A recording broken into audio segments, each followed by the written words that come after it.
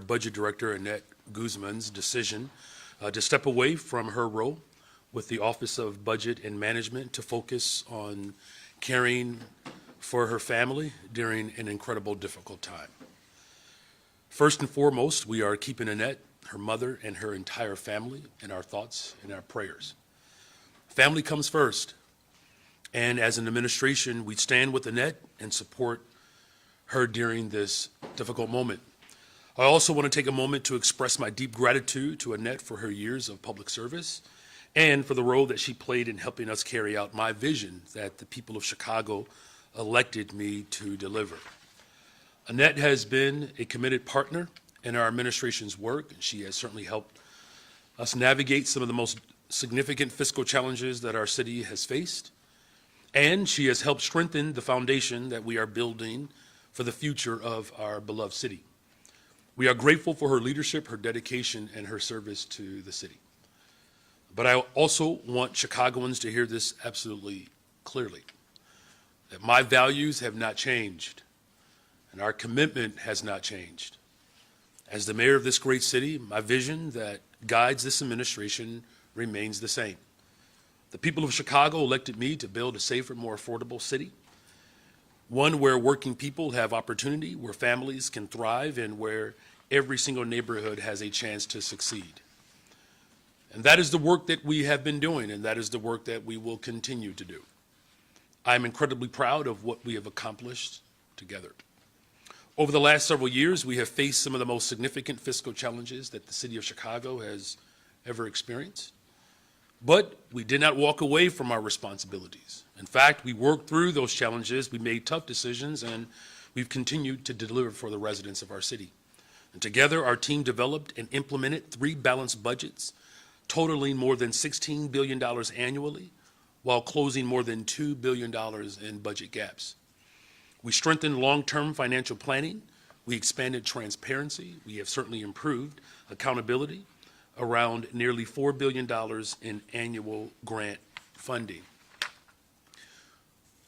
We have managed with this moment responsibly, and we've managed these historic investments, including the American Rescue Plan, FEMA, DNC, CDBG, disaster recovery resources.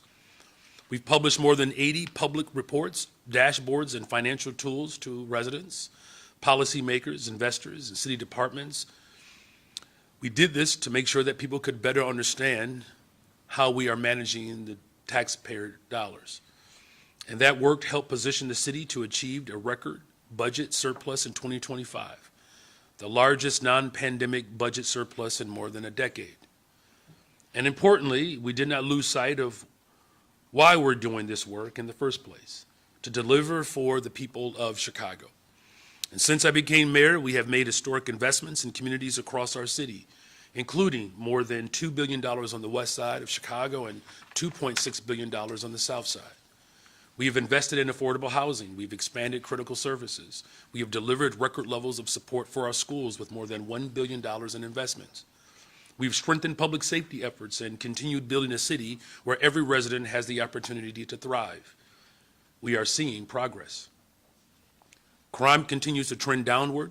Just last month, Chicago recorded its fewest homicides of any July in more than 50 years, the lowest total since at least 1970, and an 18% decrease from last July. Every life saved matters, and every family spared from tragedy certainly matters. And while one life lost is always one too many, the results show that what's possible when we invest in both safety and opportunity.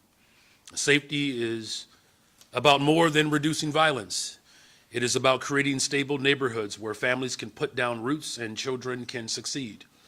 And just yesterday, I was in the 9th District talking with residents about the importance of addressing long-neglected, distressed buildings that contribute to instability in neighborhoods.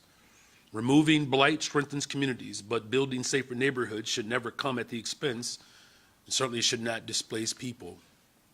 That's why our approach has always been to invest in communities and help the people who call this place home feel comfortable. And those same values guide our investments in education. Just last month, we recently announced another expansion of sustainable community schools, bringing the total to 51 schools, with 19 more coming next year, so even more students and families can access wraparound supports. And we're seeing the results. The schools that first joined the program are graduating more students than comparable schools that were not a part of the program, while suspensions have continued to decline. And that's what's happening when we are focused on our young people and our families. And that's what happens when we invest in the whole child and the entire community. Our city is growing, tourism is booming, O'Hare is back to pre-pandemic levels and is the busiest airport in the world, and we're continuing to invest in airport modernization. Our hotels are booked and welcoming visitors from around the world. More than 400,000 people came to Chicago for Lollapalooza, supporting jobs, small businesses, and our local economy. We are seeing a stronger downtown, a revitalized Magnificent Mile, more affordable housing opportunities, and new efforts to transform vacant offices into housing. We've expanded mental health services, launched and grown our care response program, and created record opportunities for young people, with more than 32,000 participating in employment programs this year. And none of this happens because of one person. It happens because of our unwavering commitment to advancing this work, because our values, and I'm grateful to our public servants across this city who believe in our shared mission and show up every day to support the people of Chicago. Finally, as we move forward, my commitment remains the same. I'm encouraged that more leaders are certainly recognizing the need for progressive revenue solutions that ask those with the greatest ability to contribute to their part in building the future that Chicagoans deserve. We will continue to invest in our neighborhoods. We will continue expanding opportunity, and we will continue building a safer, more affordable Chicago for all. Thank you all, and with that, I'm happy to answer your questions. Morning, everyone. Let's do 2 questions each and go down the line, please. Good morning, Mr. Mayor. Thank you. Good morning. Of course, you're welcome. So your budget director is not the only one. Your HR director, Sandra Blakemore, she left in July. I don't think there was a public announcement of that, and your CFO, not to mention Snelling and Gatewood. What message does this send to Chicagoans who are looking for stability? They have stability. They have stability in me. Again, one person does not run the operation around here. It's a collection, right? And even after others have transitioned out, it has not stopped us from building the safest, most affordable big city in America. The work speaks for itself, right? And as long as the mission, the vision that I have put forth is carried out and executed by the team that's around me, the city of Chicago will remain stable under my administration and leadership. Well, it is a collection. It isn't just one person, but where are you at the budget? What stage are you at? Is there a draft at this point? Usually there is by August. Will you be ready in October? I will be ready in October, as I've always been. We've put forth 3 budgets that were balanced. If you look at the structural changes that we've made, quite frankly, they're leading the country. We implemented the social media amusement responsibility tax, the first of its kind. We know the state followed our lead, and now they've implemented it. If you look at every single proposal that we have put forth as it relates to this budget, those revenue proposals in particular are outperforming even our initial projections. Here's the good news, is that we don't have to worry about turning to the past, right? We do know that there are individuals that are still committed to cut, to privatize, to consolidate, to shut down. That has been the failure of past administrations. We are certainly moving in a far more progressive, working class based direction. And again, transitions happen all the time in administrations, but what's most constant is my presence. And since I've been mayor, we are building the safest, most affordable big city in America. Good morning, Mayor. Good morning. Last year's budget cycle, pretty friction heavy. How does this pretty seismic change in your financial team change what you're looking at going into this budget season? Yeah. How are you bracing for it differently than you did last year when you had continuity? We do have continuity. I'm the continuity, right? Again, it's not just one person in one particular position.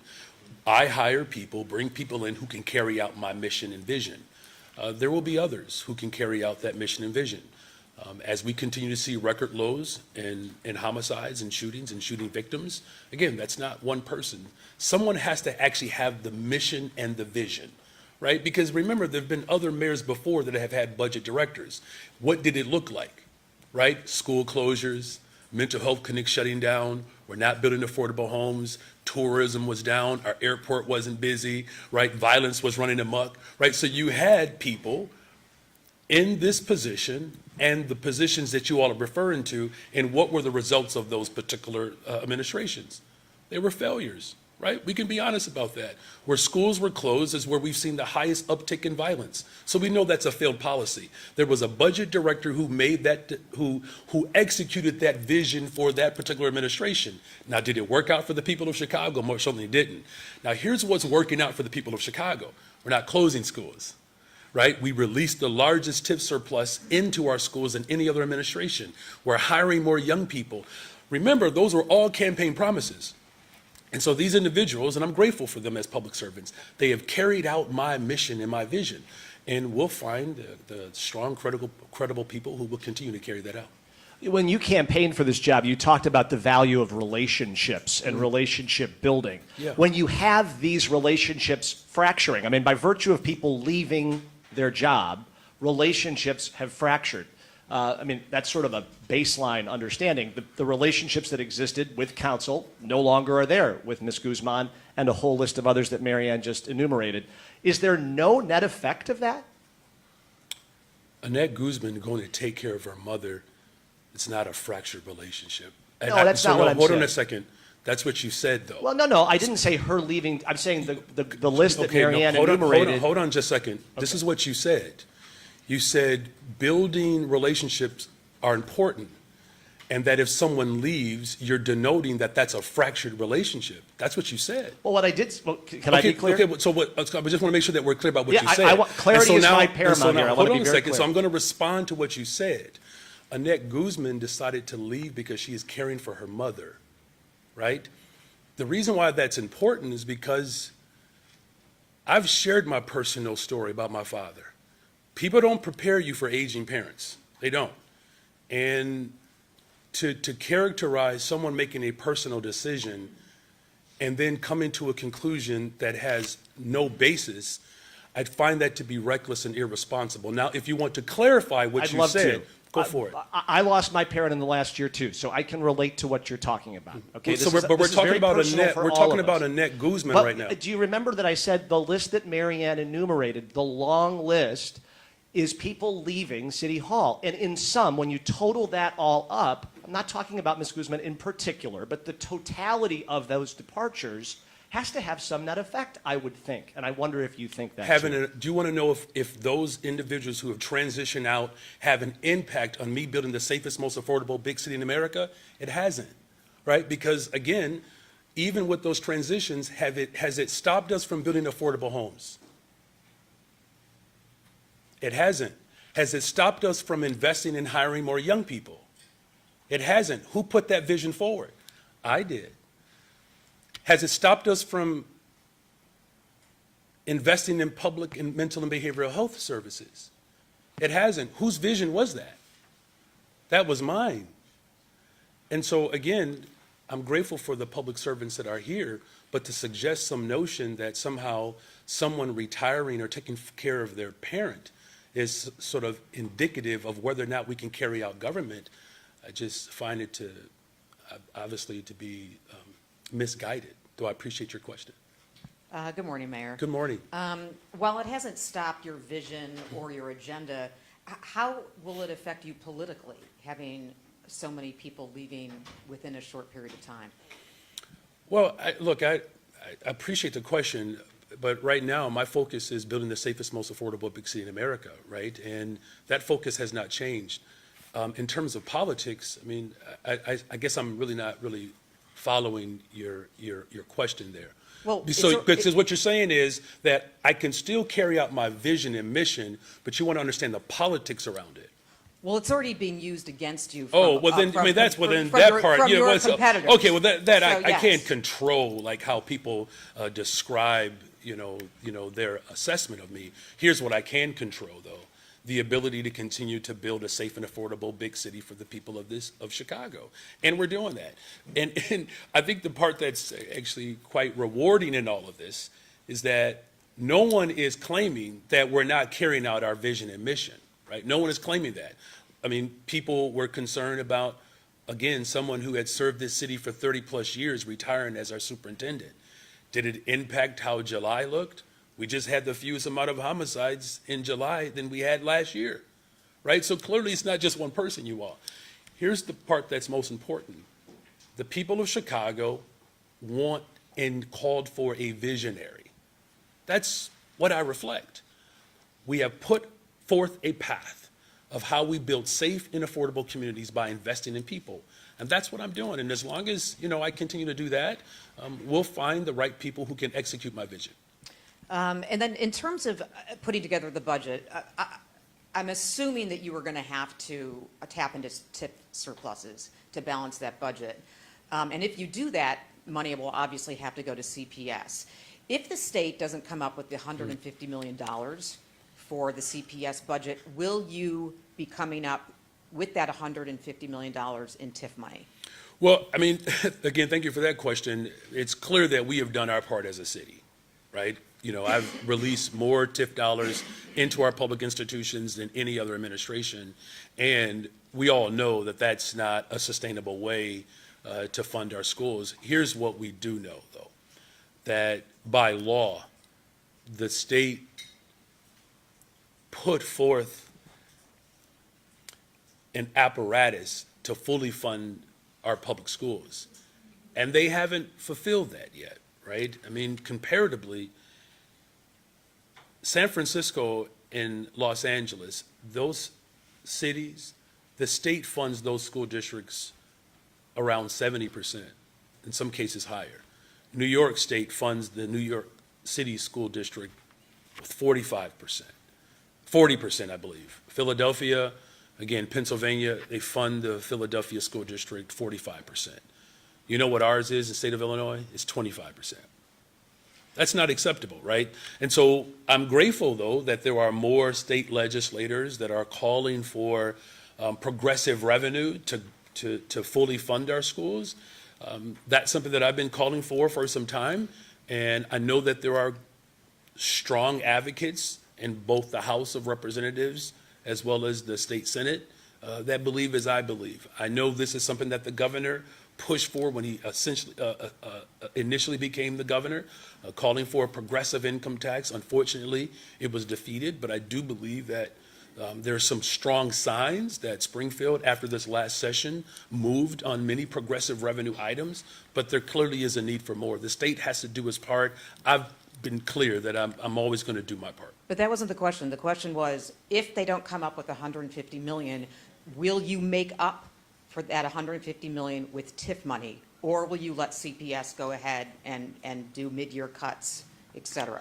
Well, again, I did hear your question and I answered it. And what I said was the state of Illinois has to do its part. But if they I've don't done my do their part. If they don't do their So part. if they don't do their part, I think it's incumbent upon all of us I to. just want I think it's important that everybody does their part. Okay, everybody has to do their part. Thank you. Do you want to pass it over here? I skipped myself. Oh, I just have a question for clarity. Yeah. So your statement about Annette stepping down was that you're granting her time away. Is this a permanent resignation? she's resigned permanently. just checking. Yep. Thank you. Hi, Mayor. Hi. In terms of your timeline to replace Annette and Sandra Blakemore, could you give us some time frame? Is Jonathan Ernst going to be, is he considered to be appointed as her permanent replacement, or will her replacement be named after this budget? Mm-hmm. Well, first of all, the most important thing right now is establishing continuity. We have people who will step in, and you obviously mentioned one name. As far as other spots where people have retired. We'll continue to interview individuals. We certainly are not short talent in Chicago or anywhere else for that matter. And how much of the departures on your finance team, besides Annette, do you attribute to the recent tensions between the fifth floor and city council, which, has surely not held back its fire in recent budget hearings? Do you think there needs to be a tone reset on either side? Well, I mean, listen, I don't think there's anything wrong with tension personally. I mean, I think, tension is necessary when you're fighting for the right causes, right? And, I don't believe those tensions have impact on people making personal decisions, if that's what you're asking. In terms of like how we move forward, I've said this and I will continue to say it. I'm always willing and committed to work with not just city council, but all of our stakeholders. Look, our city is experiencing something that it hasn't experienced. At a time in which the economic prowess of our city continues to strengthen and violence continues to go down. If you all recall, 4 years ago, in fact, where some of you were covering the race, I missed my race because I was running it. But I do know there was concern about whether or not we would be able to drive violence down. And then I think some folks even critiqued that the ideas that I had would take years to manifest, and that clearly was not the case, right? So whether it's investing in young people, expanding our crisis assistance response engagement, building affordable homes, investing in our public transportation system. I can go on and on.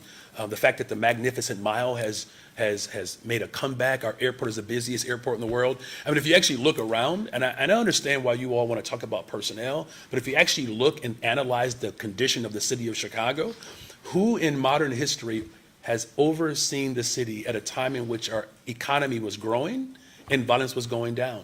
There's no example in modern history. You can't name one administration that had that type of experience in the last 40 years. Now, it requires vision, leadership. It requires you to be bold and progressive. And, I think that some of the tension, of course, that probably should have existed when schools are being shut down, we probably would have benefited more. Because where schools have shut down and where you see vacancy and abandonment, that's where you see the most amount of instability, and that's where crime is most pervasive. And so even if you had a permanent budget director, but they were screwing working people, what good does that do, right? It doesn't do any good for the people who live here. So the tensions that exist, right, because there are some folks that are struggling to make the shift into the 21st century. But we will continue to use every single tool that's available to us to protect and stand up for working people. And if that means that people get upset along the way, but we're saving lives and driving violence down, if people get upset along the way, but we're building more affordable homes, if people get upset along the way, but we're expanding mental and behavioral health care, if people get upset along the way, but we're fully funding our schools, I will take upset with a safe and affordable city than people being quiet and still, and people are being harmed. So what is better? To have a little tension and progress, or no tension and chaos? I'll take the tension over progress any day. Good afternoon. Good afternoon. Morning. Quinn morning, Meyer yes. of Block Club asked if I could ask this question. Is it all right? That's fine, Block Club. Chicagoans continue to suffer after recent thunderstorms. You've proposed various pilot programs and other ideas to alleviate damage. Mm-hmm. But is it time to have a larger conversation about overhauling the city's sewer system? Is that all feasible, or should we expect patchwork approaches for now? Well, first of all, we've taken quite a comprehensive approach to this, right? In July of 2023, when we had the 100-year rainfall, of course, we know the west side in particular was hit the hardest, and we worked with our congressional delegation to secure $426 million just for families on the west side that were impacted. As climate continues to change, it's why I've reinstituted the Department of the Environment so that we can take a holistic approach. And that's everything from planting trees, which serves essentially as drainage, right? I don't know if I believe you are aware of the announcement that we made with the partnership with the Water Reclamation District, creating brand new infrastructure underground, right? And more of that will come. As far as the resources to do that, I instituted the $830 million infrastructure bond to address these 100-year-old issues. Look, we didn't get here overnight. It's going to take us some time for full repair. But no, the people of Chicago should fully expect that my administration is going to continue to take the bold stance and ensure that we're responding to climate change and that we're repairing the infrastructure underground and even above ground to respond to 21st century needs. Thank you, Black Club. Okay, but no complete overhaul of the sewer system is planned?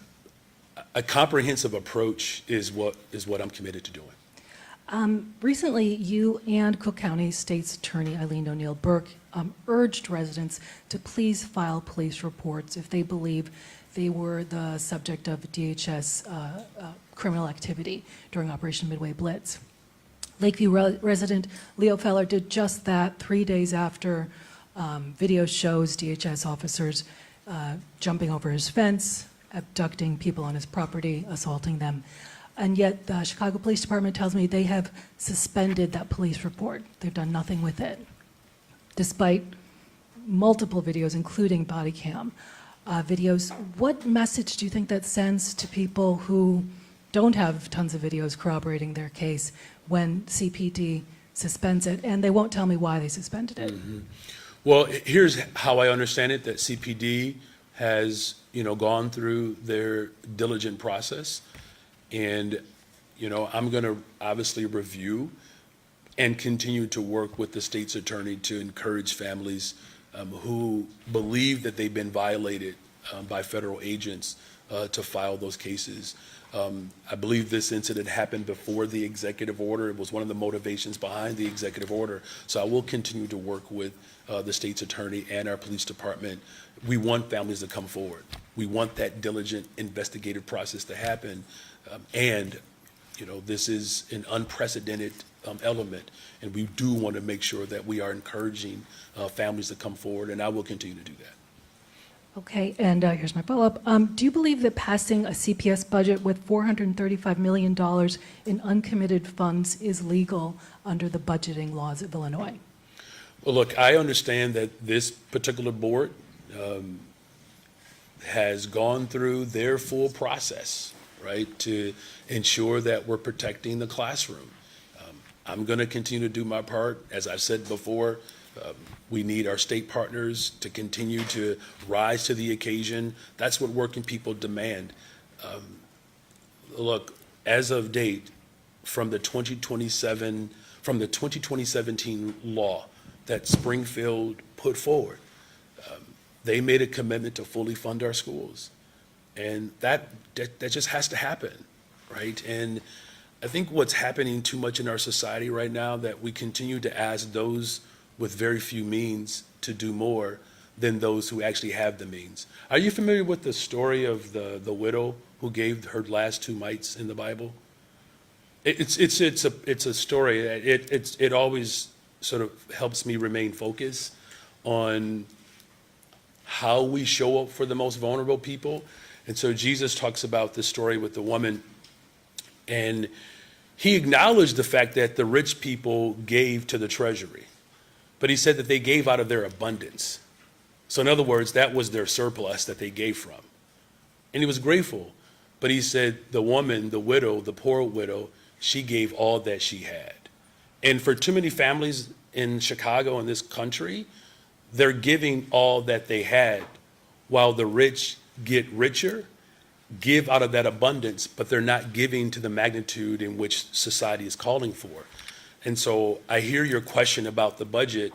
I think the larger question is it fair for budgets to be balanced off of a widow who is giving all of her life savings, while those who are living in abundance are not being asked to give more? So I think that's what the righteous call is. And again, whether you read Luke chapter 4, verse 1, I think is where it is, or not, I think that it's clear that we have an unfair tax structure in this country and in this city, and it's well past time that the ultra-rich and these large corporations who continue to benefit from the poor actually pay their fair share.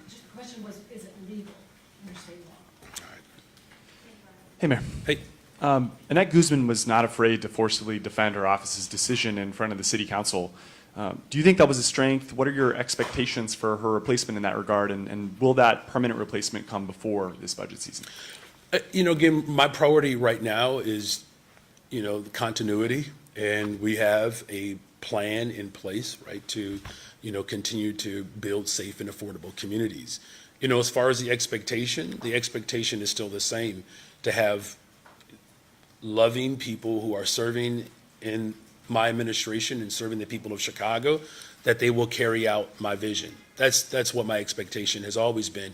You're not going to build a safe and affordable city without people who can actually carry out that plan. And, Annette has done it, like many others who have served in this capacity have. And I fully anticipate and expect that we'll have someone who will carry out my vision for the city of Chicago.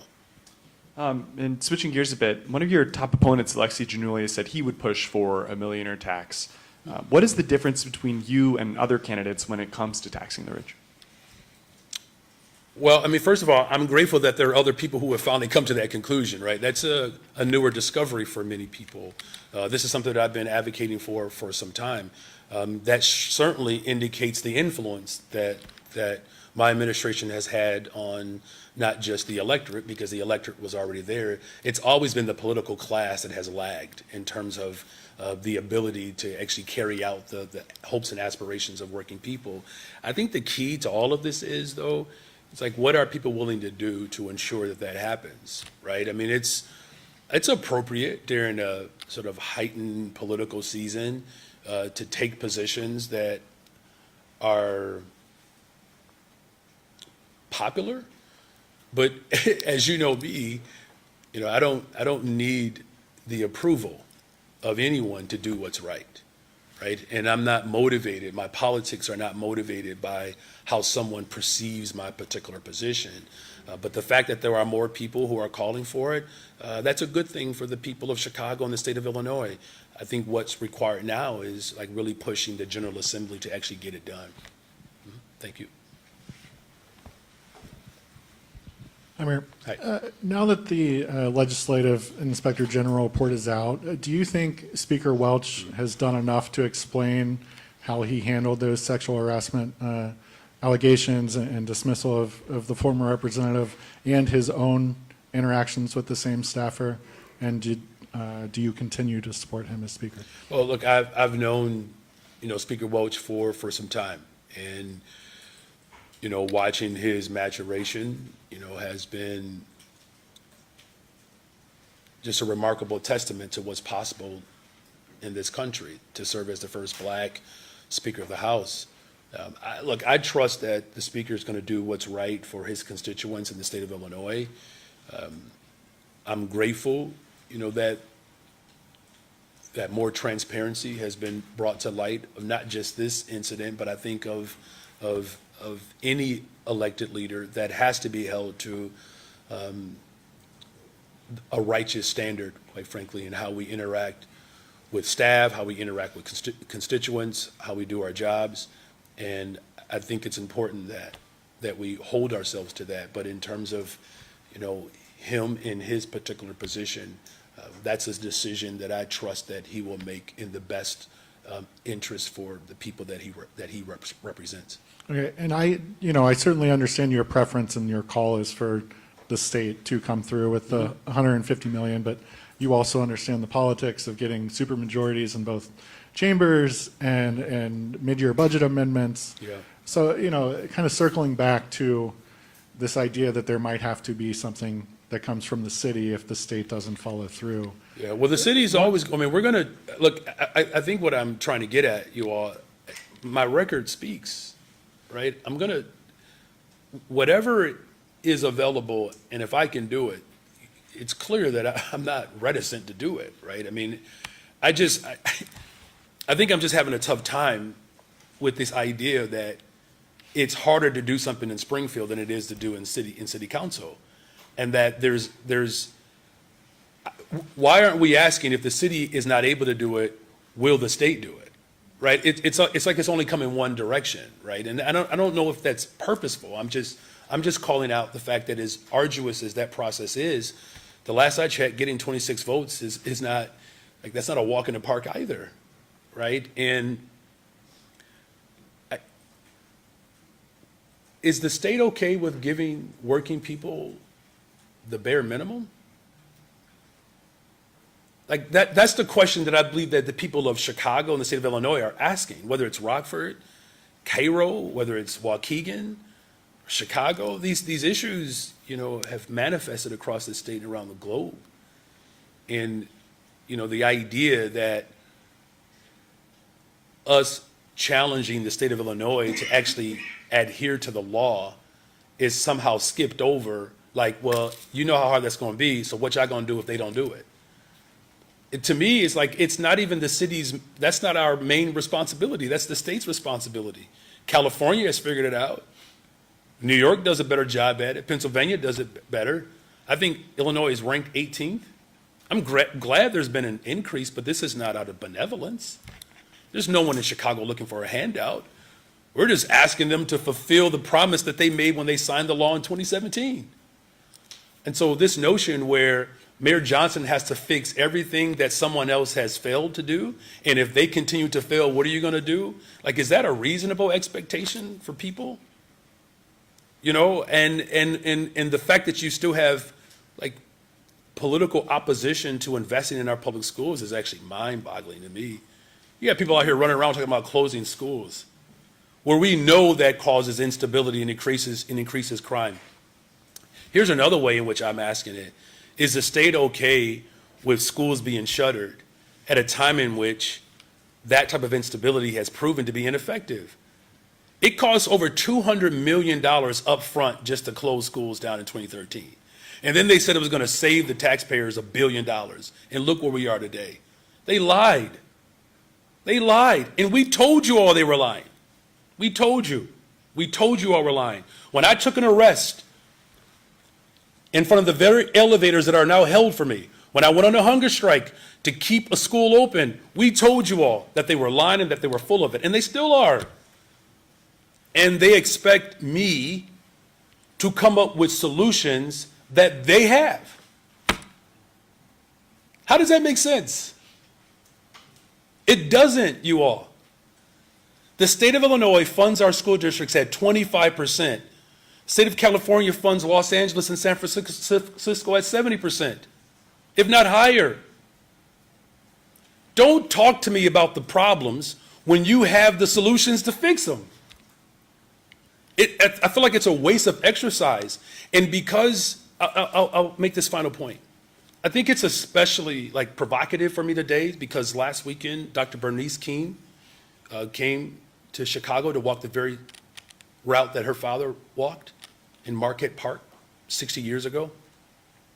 Dr. King came on this 5th floor and he looked Richard J. Daley in the face and said, "You got to do better. We have to support our public accommodations."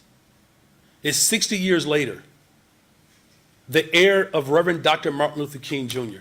walked the same route that her father walked when she was 3 years old. And we're having the same conversation about how do we fully fund our public accommodations. I'm going to do anything and everything that's necessary, but at some point, you cannot expect me to solve everybody's problems. And the fact of the matter is, I can't. It's going to take partnerships. And I understand like the political machinations that people are talking about, man, but I'm so tired of our people being used as political pawns so someone can come up while the rest of us are drowning. So I'm going to do my part, and enough is enough, you all. The state of Illinois cannot be okay with the bare minimum when people are starving across the city. So let's fight together. Let's make sure that the state of Illinois can be an example for the rest of the country. Just wanted to finish my question there. I think the city is either finalized or is about to finalize I think they're called like the TIF waterfall reports, right? Where you kind of shows the pool of resources available. And that's what I wanted to ask. Is there going to be just enough money in the TIF to even come up with what CBS is asking? Yeah, thank you for that. So we'll analyze that, but again, that's not sustainable. That's not the solution. That is not the fix to the problem. That's a stopgap. In fact, you cannot expect me to continue to bail out the state of Illinois. You just can't. And maybe I wonder if like my value system is being taken advantage of because people know how much I care about public education. It's like, man, Brandon will do it, so we don't have to. Brandon will do it. And look, I'm gonna do my part, but whatever that report reveals, that is not the solution to not just balancing the budget, but fully investing in our public education system. Good morning. Anthony Driver from the Community Commission for Public Safety wants to delay the search for a new superintendent until the next mayor can pick. What's your reaction to that? Well, I mean, look, there's a law that guides, that process, and unless there's an appetite to change the law, I believe people should adhere to the law. Good morning, Mayor. Good morning.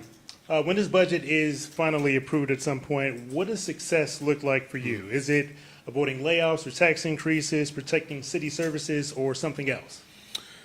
Well, thank you for that, helping me out there. It's all of the above that you described there. I mean, I want to say, though, a successful budget besides, avoiding layoffs and protecting taxpayers and, protecting city services, I do believe that, we should continue to look at where the revenue is. And the revenue right now sits in it's being occupied by large corporations. And look, they've done well under the Trump administration. And I believe there's a way in which you can be pro-business, but also be responsible. And right now, we just do not have a balanced, structurally sound, progressive revenue apparatus that I believe could help do all of the things that you just named. We've been under an incredible duress over the course of many years in this city. We are seeing, signs of improvement, but I believe the best way in which we can secure our budget is by really challenging corporations in the ultra-rich to put more skin in the game. Thank you for that question. Okay, we made it. It's the last one, right? Good morning. Good morning. For Springfield, for the veto session, now that funding schools is kind of taking a top priority, just with Speaker Welch talking about it on, we saw it on social media, as well as just continued talks. Where is that leaving the Chicago Bears then? Are you still in talks about the Bears, and is that going to maybe push us to wanting a special session in Chicago? Or do you have any plans or discussions ongoing right now for the Chicago Bears? Well, thank you for that question. Well, first of all, I do hope that the General Assembly, whether it's in veto or a special session, figure out how to fully support our public schools across the board, right? Because these are not just needs in Chicago. And as far as the Bears are concerned, my position hasn't wavered. As you know, there still is no plan outside of the plan that we produced for a publicly owned stadium that the Bears would pay for and visitors would pay for, that the people of Chicago would own. As far as ongoing discussions, my door is still open, and I'm still willing to talk with any of the stakeholders. I'll say this last part. It's in everything that we do, it's going to require collaboration. And I think especially when it comes to education funding, but even as it relates to the Bears, I believe that if we all get on the same page, which more folks are recognizing that the best place for the Bears to be is in Chicago, we all get on the same page and agree with there.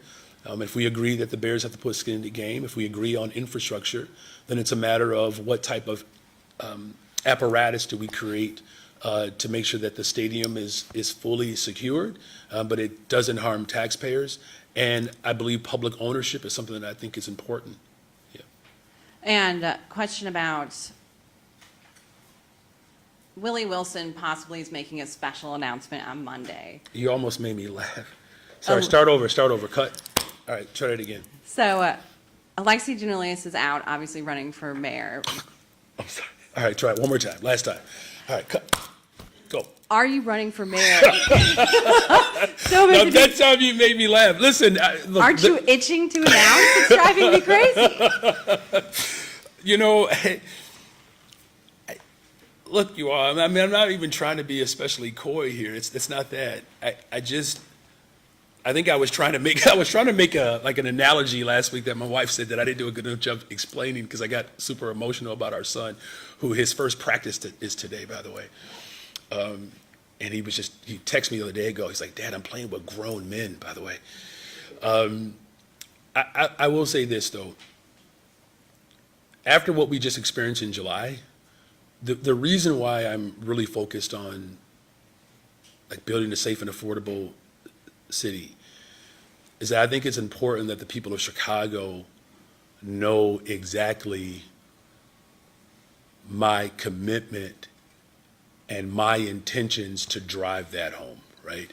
And as I said before, I'll make a decision, and it's not like I'm incapable of holding an office and running, right?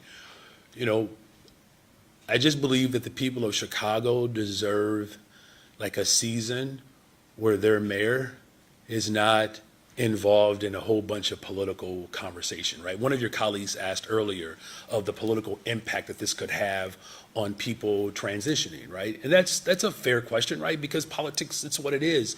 And in my own way, maybe it's me being somewhat obstinate, in my own way, I am trying to keep politics at bay, because as folks get ready for school, the number of people who text me who receive pink slips because of the layoffs with CPS, but now feel a little bit more hopeful because funding has been, their budget has been presented where layoffs could be avoided and furloughs. I like what's happening right now in our city, to be honest with you. With the visitors that are coming here, with crime going down, building more affordable homes. On Friday, I believe we're cutting the ribbon, the Green Line in Austin, which is kind of a completion of our work, right? Because we cut the ribbon on the north side, the extension of the red line on the south side, so now the west side is getting some love here with public transportation. The Green Line being a very critical line in our transportation system because it touches both the west and south sides of our city. And now it's accessible for those who require that type of accessibility. Again, long story short, you all, promise I'm going to parrot here.